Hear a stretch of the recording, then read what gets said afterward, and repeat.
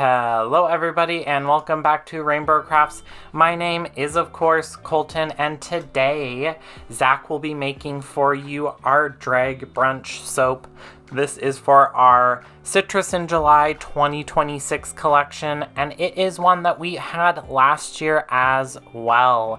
This soap is going to start out pretty much like most of our other soaps that we've had. So we're going to put our lye water in with our plant-based oil blends, and those are all in that Cambro there. These are all at about like 100 degrees Fahrenheit, give or take a little bit. You want to make sure that your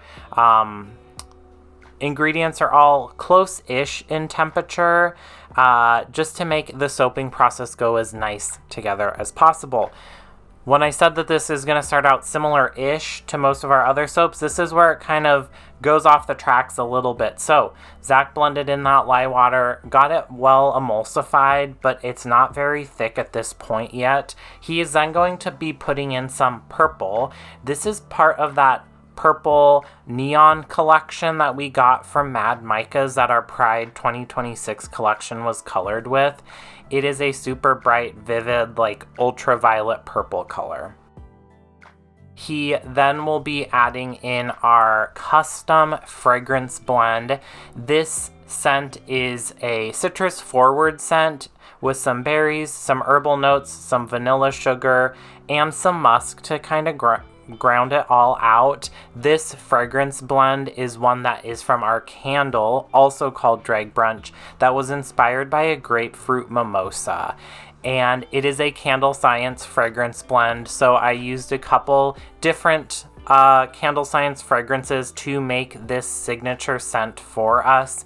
When I say signature scent, it means that I custom blended it. It's not one that you can just go to Candle Science and make or buy from them. We do use Candle Science for this though, because I would say like 99% of our candles are actually scented with Candle Science fragrances, and some of them are usable in soap, which is great because we do love a kind of a crossover of, oh, if you like this candle scent, we do have this in a soap as well. So we will blitz this up till it comes to a nice light trace. We don't want to go too much in the blending arena for this specific batch of soap, because if you didn't already guess it, in our slab molds there at the bottom of the screen, we do have some soap shreds, and these are the soap bevels that we collect when we bevel our soap bars. And by bevel, I just mean that I use, or Zac uses, a vegetable peeler, and we basically vegetable peel the sharp 90-degree angles of the soap to make them a little softer. They feel nicer in your hands, but we don't want to waste those scraps. So we reuse them in our soap making for bars like this, or we used to use this in our Lavender Haze, and we now use it in our Spill the Tea soap. It adds a nice, fun color, not really a texture. It doesn't add like an exfoliation feel to your soap because it's soap. So when you're using this bar, it just feels like you're using a bar of soap. Lots of soap makers, I should say, use a similar kind of like theory or thought process when they're saving their soap scraps. A lot of times soap makers will call it like confetti soap or birthday cake soap or something like that, because it looks like confetti, especially when you cut the bars of soap. We will divide up that soap batter as evenly as possible without weighing everything into those two molds there. And you can see the soap batter is thickening up ever so slightly. Not so much that you need to worry about hurrying up at this stage, but you want to stir these soap shreds through pretty thoroughly because you don't want any air pockets. That's the one downside of doing a design like this, is that if you don't stir it up enough, you're gonna have like caves of air in your soap bar, and those don't ever look very nice, not very professional. Once we have the soap batter stirred into those shreds, we'll level it out as nicely as possible. Zac tapped out any air bubbles off screen, and by tapped out I mean he just basically slams the soap molds on the floor and it just like raises all the air bubbles to the top. Then he is going to take some mica, but you've already seen him do this for the purple mica, and he's going to do that with pink mica as well, and do stripes front to back. This is because the bottom layer is more of a purpley layer, and the top layer is actually going to be a pinkish layer. This color kind of changed in the soap batter, and I remember last year when we made this soap, we used hibiscus flower like buds in the lye water, and it made the soap batter the ugliest color. It was like the ugliest shade of purple, and I was so disappointed with it. So I don't know if that was the hibiscus flower's fault, or I'm a little inclined to think that it was actually the fragrance oil's fault, because this color that was in the soap batter looked much nicer than how it looks now. We will get that mica on the top there, let this set up a little bit. It also, when you're letting the soap batter set up, it kind of like adheres the mica to the top. So when you go in and pour the top layer of soap batter over into your slab mold there, it's not going to raise up any of the mica. Some mica is really like light and fluffy, and others are a little more heavy. The Ultra Sparkle micas from Brambleberry are super pretty. We use them in a ton of stuff, but they are so like light and fluffy. When you're done using them, you look like a vampire from Twilight. Like you're fully coated in sparkles. Thankfully, they just wash off with water and you're not like stuck being sparkly forever.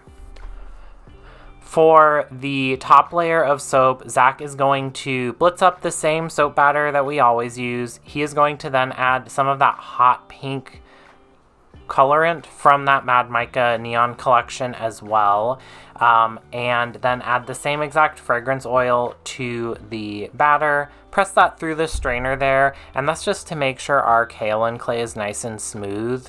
Sometimes you get little like pockets of kaolin clay in soap, and it doesn't look the most professional.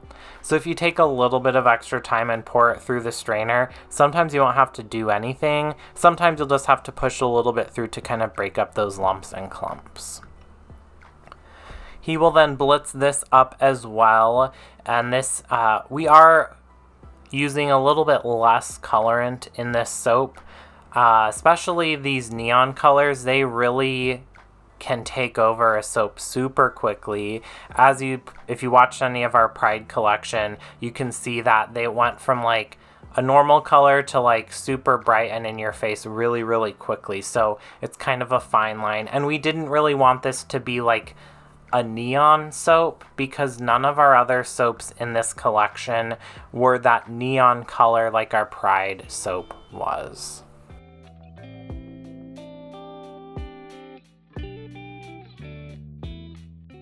And then we do want to have soap shreds in this layer as well, but obviously because we have soap in our slab molds there, we can't just stir more soap batter and shreds in the mold or it would mess up the bottom layer. So Zac has portioned off equal parts of shreds in both of those pour containers there, and he is splitting off that soap batter in each of those pour containers. I don't know if you saw right towards the cut there, but the soap batter is thickening up a little bit.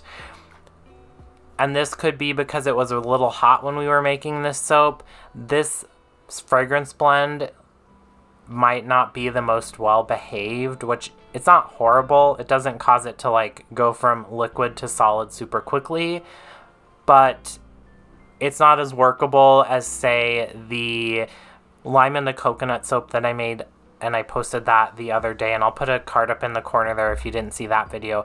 That fragrance oil stayed liquidy for a really long time. This one got a little thicker, a little quicker.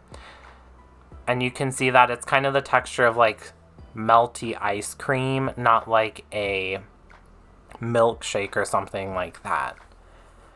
It's not to the point though that we're super worried yet, and it's liquidy enough that you're not going to have huge air pockets in that top layer of soap, like if it was truly accelerating that soap batter and you didn't have time to stir it well enough through. The nice part is that when a soap batter accelerates, especially if you're doing a layered design like this, the bottom layer is going to be really set up by the time you're ready to pour that top layer on. And if you do break off the liquids like we did here and then make 2 smaller batches of soap, you do have a little bit more of working room. So it's kind of like a weird positive and a negative. We will do the same in the other slab mold there. I wasn't going to show that on camera. And then we will go in with that purple mica and just do a light dusting. We don't want a full coverage because when you dust mica on the top of soap, especially if you go a little too much, it is so messy. It gets all over everything. And while it is water soluble, or it washes with water, it doesn't like super dissolve with water, but it does like rinse out of things and rinse off your hands easily. It just is a pain. It gets all over stuff. It gets all over the other soaps, like in the soap container when we're like transporting it to the market. So we're just using a little bit of self-control maybe. Zac will do that again with that pink mica, and then we'll swizzle that around with the chubby end of the chopstick there. And this is to just kind of work it a little bit more into our soap batter. This also helps with that transfer of mica because it distributes it more into the soap batter. It kind of like melds it together a little bit better. Also, if you don't, and I'm not saying that this is what happened here, but if you're not super happy with like how the mica dusting looks, you can hide a multitude of issues by adding a fun texture to the top of a soap. Then we're not done quite yet. We are going to go in with an eco glitter. This one is a holographic silver eco glitter. I do not remember the name of this because we've had it for so long. A little bit goes a really long way. We don't use it super often. We do put it on the top of our Pink Pony Club candles, along kind of the perimeter, not right up against the wooden wicks that we use, but it adds just a nice fun kind of glitz to it, and then when the candle melts, it kind of all sinks to the bottom.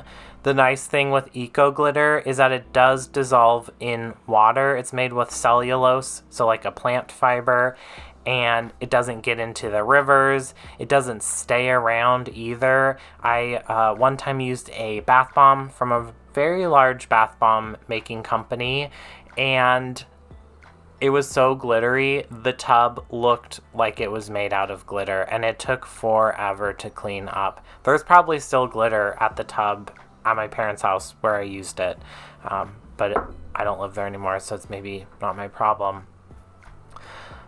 We will tuck this soap away for 24 hours, let it set up really nicely. You can see the purple kind of got a little bit back to that purple color that it started out as, but I really do think that this fragrance oil blend does discolor a little bit. We've never tested it in an uncolored soap base, and we're not going to be selling this blend to people, so I'm not terribly concerned about actually doing that. If we were to like develop a fragrance oil, a signature fragrance oil blend and sell it, obviously we would do thorough testing. I'm not going to do that with this blend.